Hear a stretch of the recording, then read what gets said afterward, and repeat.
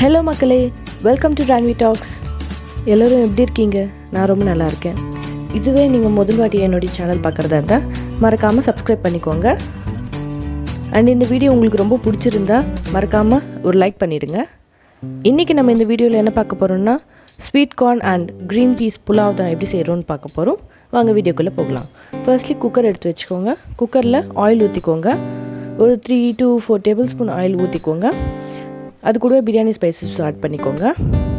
ஒரு பிரியாணி இலை, ஒரு ஸ்டார் அனஸ், ஒரு இன்ச் பட்டை, அது கூடவே 4 கிராம்பு, 3 ஏலக்காய் சேர்த்துக்கோங்க. சேர்த்துட்டு அதுக்கப்புறம் நான் 2 வெங்காயம் கட் பண்ணி வச்சுருக்கேன், நீளமாக கட் பண்ணி வச்சுருக்கேன். 2 பெரிய வெங்காயம் எடுத்துருக்கேன். அது கூடவே 3 பச்சை மிளகாவும் போட்டிருக்கேன். காரத்துக்கு பச்சை மிளகா மட்டும்தாங்க. இது கூட நம்ம எந்த ஒரு சில்லி பவுடரோ இல்லை மசாலா ஐட்டம்ஸோ எதுவும் ஆட் பண்ண மாட்டோம். ஸோ காரத்துக்கு இதுதான், உங்கள் காரத்துக்கு தகுந்த மாதிரி நீங்கள் போட்டுக்கோங்க. இது ரெண்டும் நல்லா ஃப்ரை ஆனதுக்கப்புறம் 1 டேபிள் ஸ்பூன் இஞ்சி பூண்டு பேஸ்ட் போட்டுக்கோங்க. நான் இங்கே வீடியோவில் காட்ட மறந்துட்டுருக்கேன்.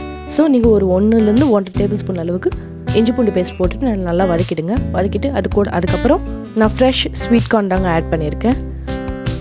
அண்ட் க்ரீன் பீஸ் மட்டும் நான் ஃப்ரோசன் ஆட் பண்ணியிருக்கேன். ஸ்வீட் கார்னு ஃப்ரெஷ் தான். 1.5 ஸ்வீட் கார்ன் அளவுக்கு நான் இங்கே ஆட் பண்ணியிருக்கேன். அது கூடவே 1 கப் ஃப்ரோசன் பீஸ் ஆட் பண்ணியிருக்கேன்.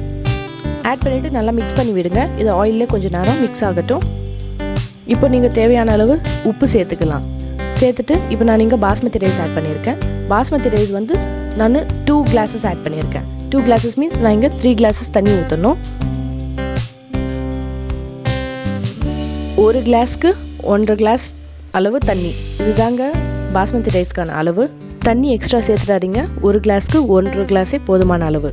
இதுவே சோனா மசூரா ரைஸுக்குன்னா 1 கிளாஸ்க்கு 2 கிளாஸ் தண்ணி வைக்கணும்.